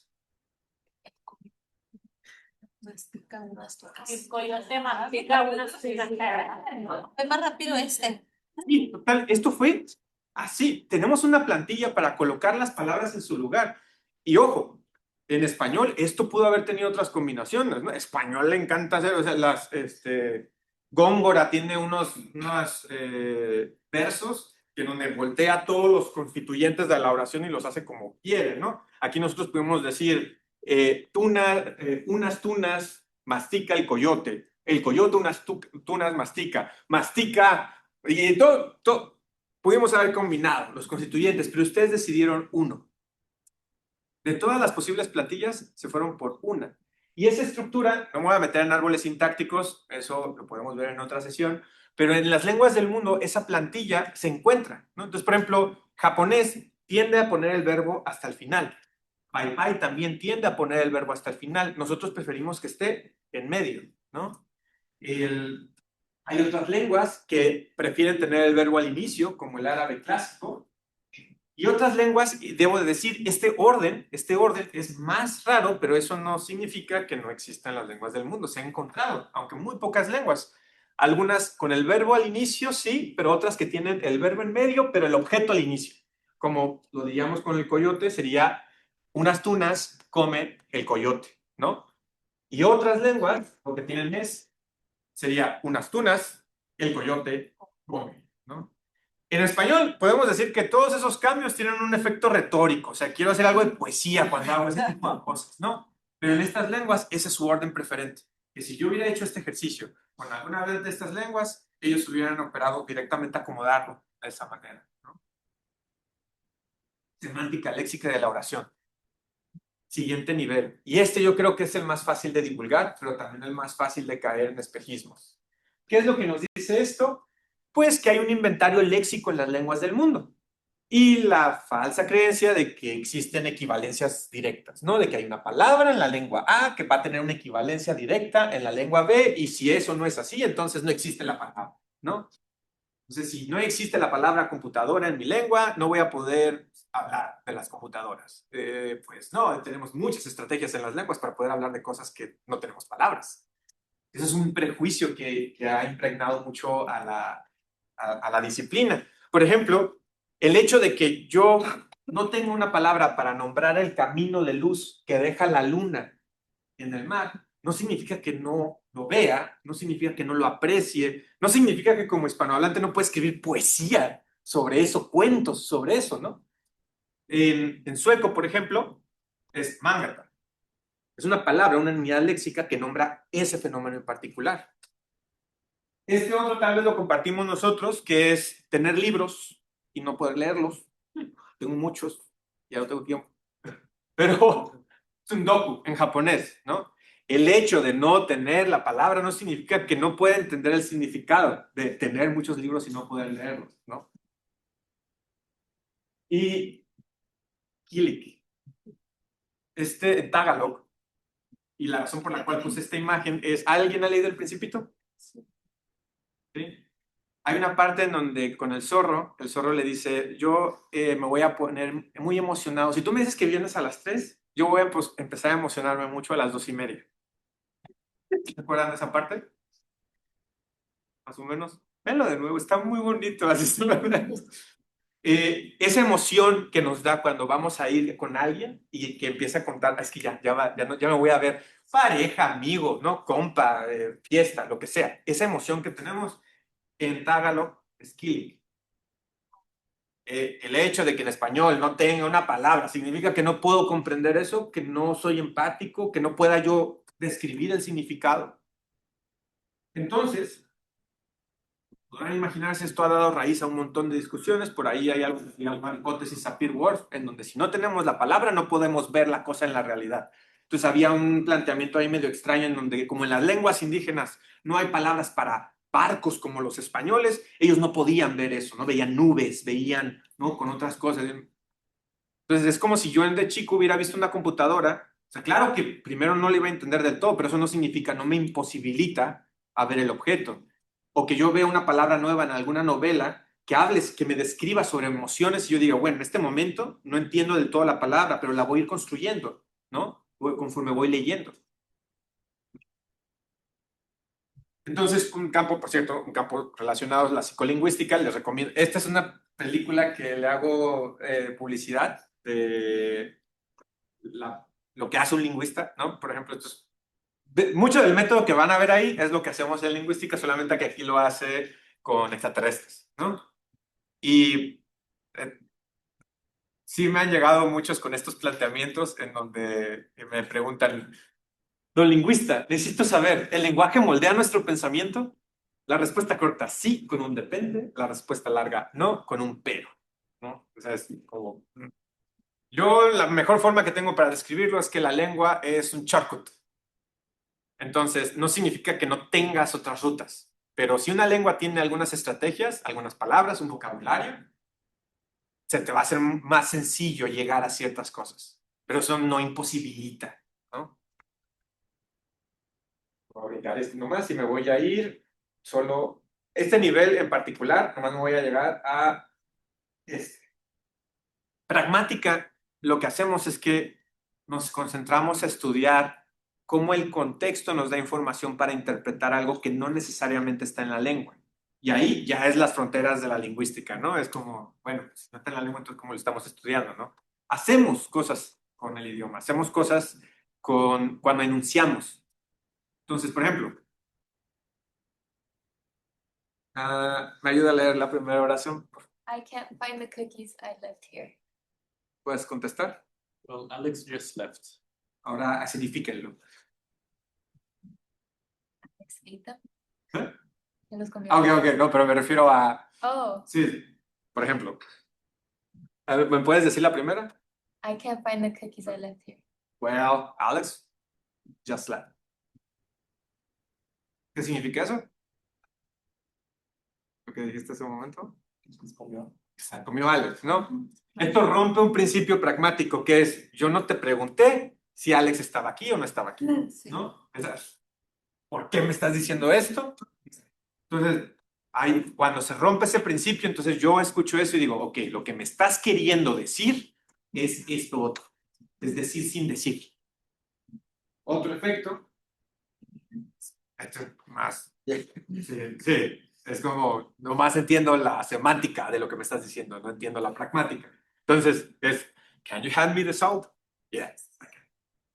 No estás entendiendo, dame la sal, ¿no? Entonces, hacemos mucho esto como recurso para no dar la orden directamente, sino podría ser tan amable, está en tus posibilidades. Y esto es algo que no me voy a meter mucho a discutir, pero llegamos a una época en donde decir mucho, con un emoji. Entonces yo le digo a mis estudiantes, ¿qué pasa si de repente, así de la nada, su mejor amiga, les manda solo esto? Así de la nada. Chisme. Es como traducción así, así. Y las respuestas, ¿no? Cuando tienen esto. Esto tiene estudios así de, ¿pero qué significa, no? No sé si conocen a Adrián Chávez. Se los recomiendo mucho. Es un TikToker de divulgación de la lingüística. No les voy a poder poner este video ya por el tiempo, pero tiene que ver con, no sé si escucharon, nomás voy a poner al inicio y con eso a ver si les convenzo a seguir. Esto iba a ocurrir tarde o temprano. Hablemos de lenguas alienígenas. Esto iba a ocurrir tarde o temprano. Hablemos de... Vean el video, está bueno y lo explica desde una perspectiva muy respetuosa de la persona y coherente con lo que sabemos en lingüística. Y también esto me sirve para cerrar y decirles que la lingüística también nos ha ayudado como disciplina a encontrar, por ejemplo, estos textos. Este es el manuscrito Voynich. Un manuscrito que a la fecha no sabemos exactamente en qué está escrito, pero sabemos que hay una lengua allá adentro. Hemos podido descifrar algunas cosas como humanidad, ¿no? De que hay algo ahí. Y también dar respeto a otras lenguas que antes podrían no ser consideradas lenguas, como la lengua de señas, ¿sí? Este libro también, si alguien está interesado en saber más sobre cómo se desarrolla en estas comunidades la lengua de señas, este libro es muy bueno en la experiencia en Nicaragua. Y también da lugar a otros dos casos particulares que son las lenguas pidgin y criollas. Las pidgin son las lenguas que surgen en contextos de comunicación inmediata, necesaria, y se simplifica mucho un sistema y solo surge en ese momento y desaparece. Usualmente las pidgin ocurren en casos de comercio y explotación humana. Las criollas es cuando una pidgin se convierte en lengua materna de una generación. Y entonces esa comunidad de niños empieza a agregar mecanismos que no tenía la lengua pidgin original, que nadie les enseñó, que son, en este caso, por ejemplo, el creol, algunas marcas para indicar tiempos, por ejemplo, marcas morfológicas. Entonces, esto también nomás... French, creole, house, maison, caille, plate, assiette, Air conditioner. La clim. Air conditionné. Air conditionné. Tree. L'arbre. Pied bois. Es la Pied. Luego puede interpretarse como que, ay, y eso también hay que tener mucho cuidado, ¿no? Hay un estudio sobre el criol en Tijuana debido a la migración que hubo de haitianos. Y algo que yo en su momento llegué a mencionar, hay que tener cuidado de no interpretar que el criol es un mal francés, o es un francés mocho. No, nomás tengan cuidado con eso, ¿no? Digo, hasta ahí llegó mi consejo. Y lo otro es filipino y español. Filipino versus Spanish words. Chabacano. Chabacano. Barato. Barato. Cobrar. Cobrar. Comprar. Compra. Anteojos. Anteojos. Cucharón. Cucharón. Prácticamente, ¿no? Yo tengo un vocabulario muy parecido. Entonces sí, es una lengua criolla que toma mucho del español. Según yo, sí, ya. La empresa de describir las lenguas del mundo, como les decía, es como colocar lentes, ¿no? Y entonces en este momento tenemos un radiotelescopio que nos permite notar muchas diferencias, muchas características. No los quiero abrumar y decir así como, esta cantidad de datos para ver, ¿no? Creo que podemos enfocarnos en algunos datos, algunos detalles y poco a poco irnos acercarnos a la herramienta. Sé que, por ejemplo, en Baja California no hay un lugar en donde estudiar lingüística. Nos tenemos que ir poco a poco moldeando, pero también creo que ejercicios como este son justo para decir, es una ciencia, sí, en la medida en que no tenemos dogma. Estamos dispuestos a, entre más evidencia llegue, vamos cambiando, ¿no? Nuestra capacidad de describir las lenguas. Y debe ser una ciencia que sea accesible para toda la comunidad, que tenga una versión aplicada. Que en este caso yo considero por el tema de enseñanza de la diversidad lingüística, es como una de las líneas, ¿no? De aplicación. Cuando tenemos ese lente, de repente podemos ver, ¿no? Las constelaciones que se empiezan a armar de las lenguas en el mundo, de las lenguas de la región, de mi propia lengua materna. Y con esto terminaría, que es en este día de la lengua materna, recordemos que nuestra lengua materna es la lengua con la que aprendimos a decir te quiero, con la que nombramos el mundo por primera vez, con la que fuimos integrados en nuestro círculo más inmediato, nuestra comunidad más cercana. Y esa experiencia no es exclusiva de una sola lengua o de un solo pueblo. Es una arista más para lograr el entendimiento mutuo. Y muchas gracias. Muchísimas gracias. Vamos a abrir el espacio para preguntas. Tenemos preguntas de la clase, también para los que están en línea. For those of you joining via Zoom, para los que están en línea, por favor, hagan sus preguntas en el chat, en inglés, en español, en Spanglish, en lo que gusten. Pero, preguntas.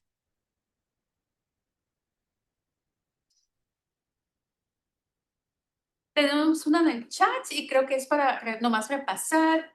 ¿Qué significa la morfología?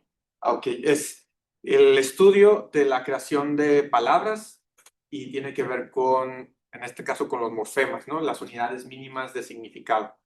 Entonces, el tema es cómo se observa el morfema, esa unidad mínima, y cómo se llega del morfema a algo que en la lengua se pueda conocer como palabra. Y luego, Jassy o También Jackie. Jackie tiene una pregunta. Vamos acá y luego aquí. Quería preguntarle, es más personal la pregunta, de ¿cuántos idiomas habla? Sé un poco de francés, sé un poco de alemán, sé un poquito de paipai, ¿no? Lo básico, y creo que sé algo de inglés. ¿No puedes decir algo en cada idioma que habla? A ver, je peux parler un peu de français, mais pour moi c'est très difficile. Très difficile. Ich kann ein bisschen Deutsch sprechen, aber ich glaube, Deutsch sprechen ist eine schöne Lange. Sprache. Ahí se pelea mi alemán. Y en paipai, no, sé concretamente una frase que es la que siempre digo, que es Ñey paipai kwao shpotem. Este es como la estrategia luego en clases de bilingüismo es así para enseñar una lengua, es Ñey paipai kwao, ¿Hablo paipai? paipai kwao Po, Sí. tem. ¿Que no sabe hablar papá? Oh. A ver, en español. Ah. Y tengo como un B2 de español, creo, sí, porque... ¿Y apapachar de qué lenguaje? Pues se supone que viene del náhuatl, pero luego es algo que no sé, no lo vimos, pero luego hay una especie de folk etymology que le llaman, que es etimologías que queremos que signifiquen algo porque se escucha bonito, ¿no? Entonces apapachar tiene un sentido luego ahí de abrazar con el alma. Eso es folk etymology. Eso no quita que sea interesante, como lo vimos con Socio, ¿no? O sea, que la gente, que la población invente etimologías para justificar el vínculo con alguna palabra. Pero en realidad la palabra apapachar viene más de apachurrar, de presionar, Yo ¿no? pensé que era abrazar con el alma. Sí, y esa parte se ha impreso en la semántica de la palabra, ¿no? Ya, yo no diría apapachar a un bote, ¿no? O sea, si quisiera, ya tiene esa carga semántica de fraternidad, ¿no? Aquí en línea nos pregunta Esther, ¿cuál lenguaje es uno de tus favoritos que quisiera seguir aprendiendo? ¿Y por qué? Japonés. Sí, y la razón es porque siento que es una lengua que sale como Pai Pai. Algo que no mencioné es que Pai Pai me ayudó a reencontrarme con mi lengua materna. Entonces, cuando empecé a estudiar Pai Pai y cuando veía cómo las profesoras de Pai Pai me enseñaban frases y palabras, llegó un momento en donde dije, ¿por qué no puedo hacer esto con español? O sea, se nos negó el tener esta curiosidad, ¿no? Porque no es que estaba bien o mal con la profesora, sino que estaba haciendo preguntas, tenía mucha curiosidad sobre Pai Pai. Y dije, ¿por qué no puedo hacer esto mismo con español, no? Japonés, siento que es una lengua que también ayuda como a expandir tu criterio. También por eso. Y también, bueno, fonológicamente creo que ayuda mucho. O sea, tienes parecidas.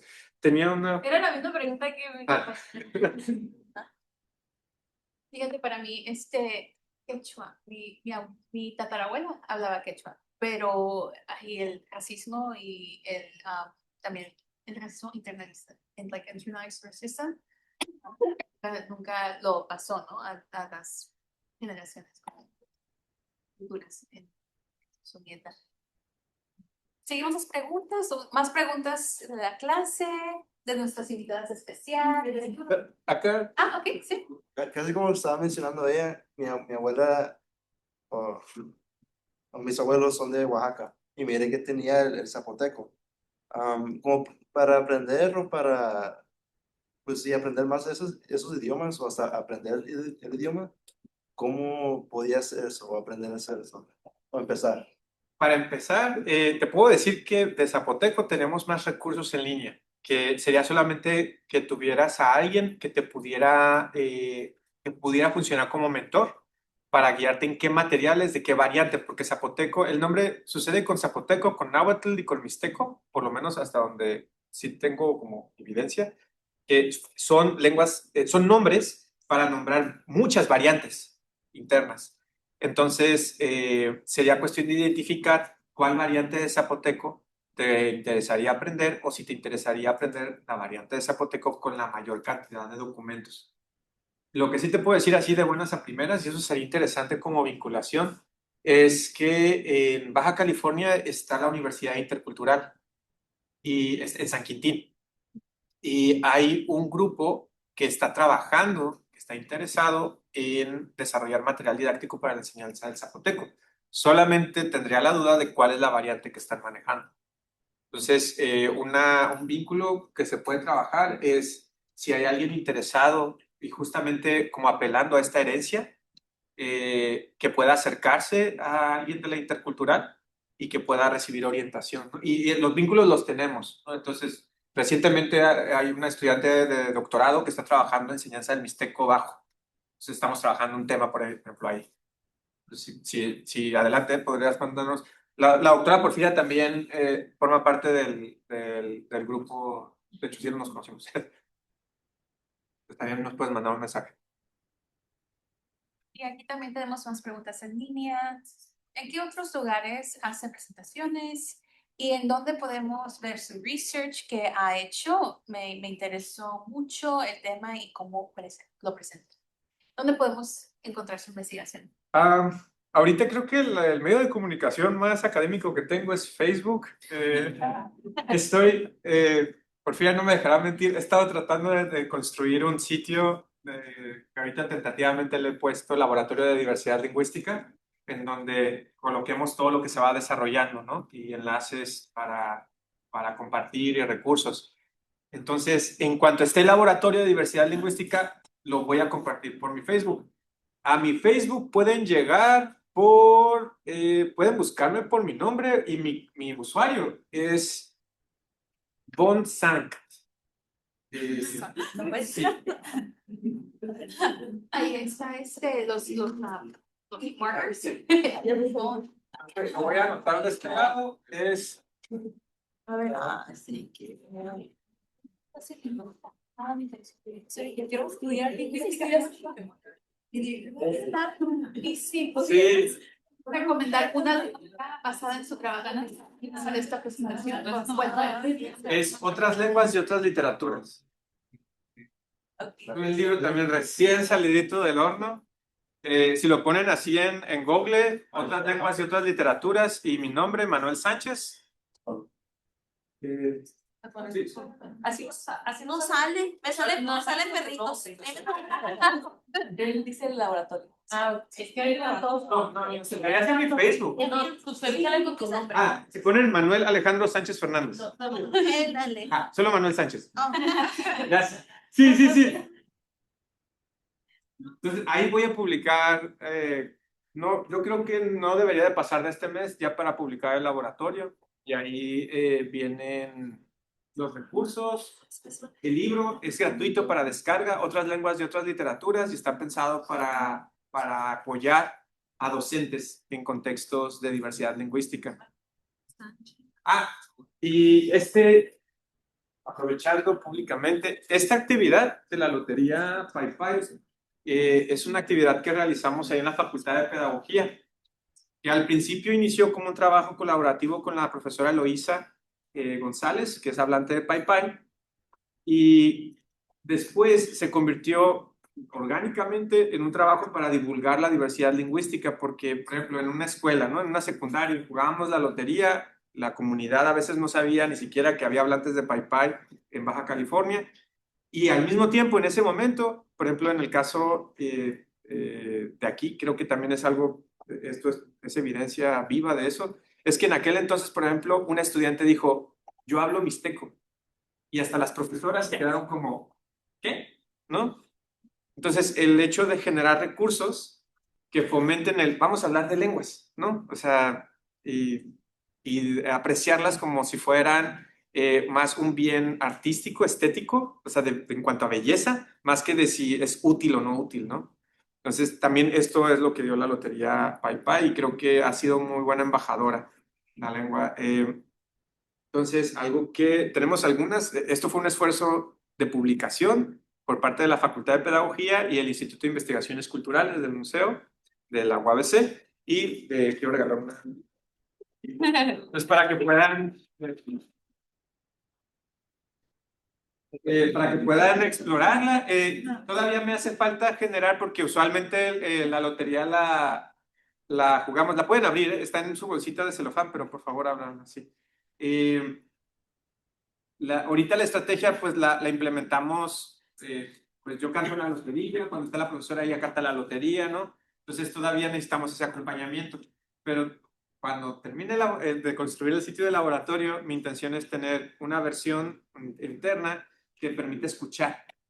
Ya tengo los audios de cada una de las tarjetas, entonces que permite escuchar cómo se pronuncia cada una de las palabras.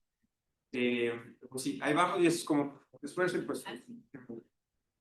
Ok. Seguimos con preguntas. Aquí, pregunta ¿por qué se habla de un alto alemán? Como el tema de mixteco alto y bajo. Ok. Tiene que ver con una situación geográfica, porque a veces se interpreta como que es bajo porque es de menor calidad, ¿no? Y un alto como de high standard, pero tiene que ver con una situación geográfica, creo, si mal no recuerdo, tiene que ver norte-sur, y hasta donde sé, no recuerdo el término, lo tenía, es creo que es el bajo alemán el que es lengua de la comunidad menonita en México. Entonces, hay una variante también ahí, y no por ello significa que sea de menor, ¿no? Sino que nomás indica como eso de bajo. Ok, algunas últimas preguntas que tengan aquí, ¿sí? No es pregunta, es un halago, es un compliment. Me encantó. Me encantó, me tienes así como en wow. Muchas cosas que es cierto que no sabemos que aquí existe alrededor. O sea, cuando yo hice lingüística hace muchos años aquí, nada que ver, aprendí mucho, mucho aprendí. Más se quedó que les estaba diciendo que cuando tomé lingüística no sentí como nada. Y ahorita le mando un mensaje a mi hermano y le digo, oye, ya lo entendí. Quiero estudiar más, o sea, implantaste algo como...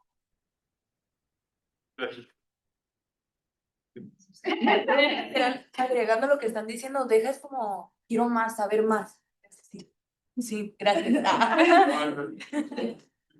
Incluyendo, ¿será posible ir a uno de sus lectures? Sí, es lo que estaba pensando yo también. Estamos trabajando en conjunto para poder hacer espacios de ese tipo, y esta actividad en concreto es como nuestro primer esfuerzo, pero de ahí yo creo que, no, yo encantado, y también pues que la doctora Vanessa nos acompañe, ¿no? A la Facultad de Pedagogía.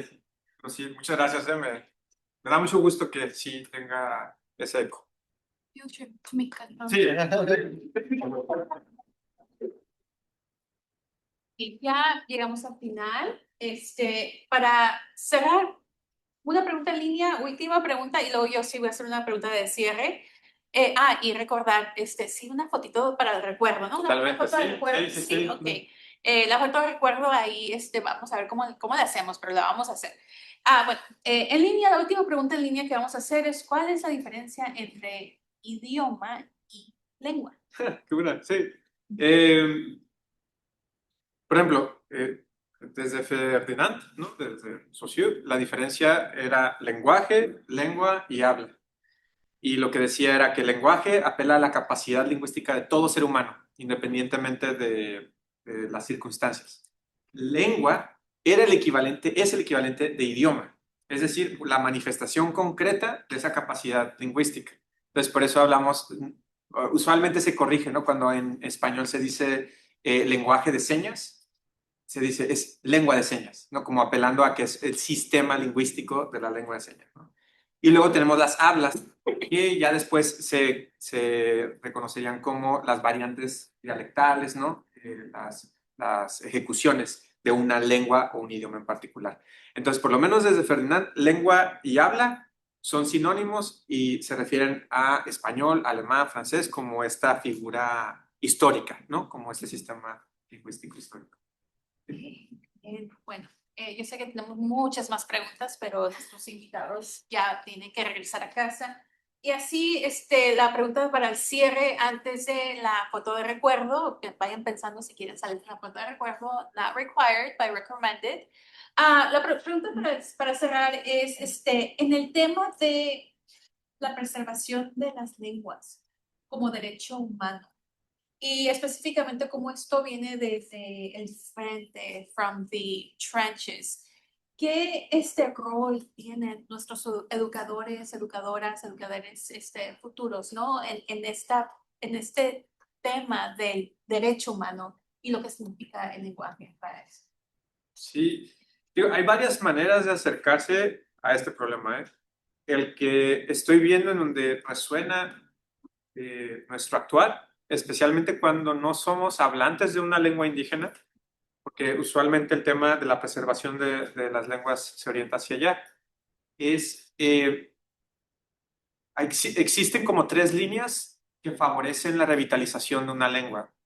La primera línea, la más transparente, es la educación, o sea, la formación para hablar una lengua, ¿no? Y la generación de todos los materiales alrededor. Esa es una tarea, como les dije, ardua, ¿no? Y depende de muchos otros factores. Hay otra que tiene que ver con la documentación. Hacer descripciones de sintaxis, de morfología, para saber cómo funciona más una lengua, ¿no? Eso también implica un cierto esfuerzo y una cierta formación.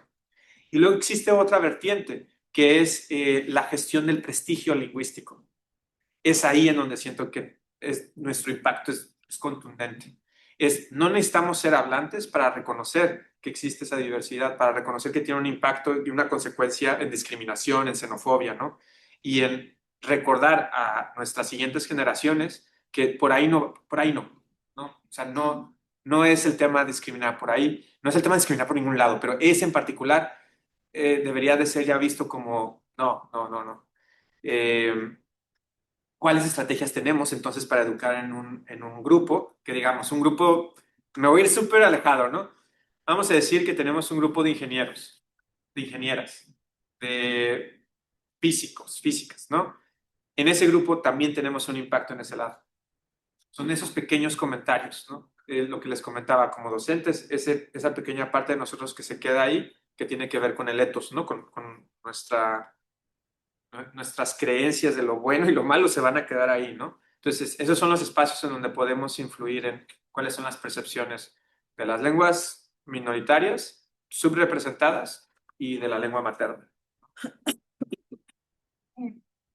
Ya sé que estamos fuera de tiempo, pero sobre el estudio que están haciendo, creo que en mis preparatorias, sobre las palabras, ¿no? Que usan, pues, no sé, chicos, los jóvenes.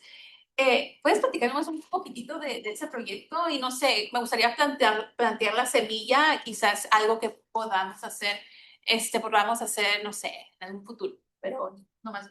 Wow. De que sí. Ahorita estamos con un proyecto de documentar el habla juvenil de Mexicali. Y una de las vertientes es identificar la riqueza léxica, porque el argumento es, podemos llegar a tener un mejor diagnóstico del habla de nuestros estudiantes de preparatoria en vez de estar comparándolas contra parámetros que no son de la región, ¿no? Entonces ya tenemos los insumos y el trabajo técnico para poder generar un corpus de habla juvenil y poder decir, este estudiante se está comportando igual que la media, o este estudiante está arriba de la media, ¿no? O hay algún perfil que dices, oye, tal vez aquí tenemos que saber qué está pasando, ¿no? Porque está muy debajo de la media. Pero eso de la media de su propia, una comparación con ellos mismos, ¿no? Entonces, la idea es, ahorita llevamos algunas entrevistas, de hecho, Rosela es parte del equipo de investigación, ella está estudiando su doctorado en estudios y proyectos socioeducativos. Nos ha estado apoyando en la construcción también de ese corpus. Y después de ya realizar las entrevistas, que también hay un equipo de licenciatura de docencia de la lengua y la literatura, que están yendo a las preparatorias, a entrevistar a los jóvenes, y literal es una entrevista sociolingüística que le llamamos, que es, vamos platicando, ¿no? Lo que quiero es que te sientas cómodo, cómoda, ¿no? Platícanos, y las palabras que surgen, ¿no? Porque eso es estamos apelando a algo que llaman la lengua vernácula, esa lengua con la que estamos muy cómodos hablando. Entonces, tenemos esos audios, sigue la transcripción, y después uno de los parámetros que se puede analizar de ahí es cuál es la riqueza léxica que hay, ¿no? La diversidad léxica. Pero con el corpus construido se pueden trabajar otros niveles de lengua, como vimos. Y una duda que yo le planteé a la doctora Vanessa es, bueno, nosotros estamos explorando el lado de Mexicali, estaría interesante contrastar con el lado de Caléxico. Y ahí quedó, ¿no? En el tintero de qué otras estrategias podemos desarrollar para responder a la pregunta cómo hablan nuestros jóvenes, ¿no? Pero bueno, así. Sí. Esas son posibilidades, quizás, si queremos ver cómo es que hablan nuestros jóvenes en la frontera, incluyendo no nomás Mexicali, pero también el Valle Imperial. Quizás podemos colaborar, ¿no? Ahorita nomás planteando la semilla, y si es algo que les interesa, pues nomás déjenme saber y ahí vemos cómo lo hacemos. Pero bueno, las preguntas siguen en línea, así que lo que vamos a hacer es de que si tienen más preguntas, ¿en dónde lo pueden contactar? Ok, Facebook. Facebook. Esto no funcionó. Que viene siendo Manuel Sánchez en Facebook. Si tenemos más preguntas, también para nuestros invitados en línea, igual por Facebook, Manuel Sánchez, y ahí pueden seguir. Pues nosotros ahora sí vamos a la foto de recuerdo, y Sí, Nuestros sí. invitados.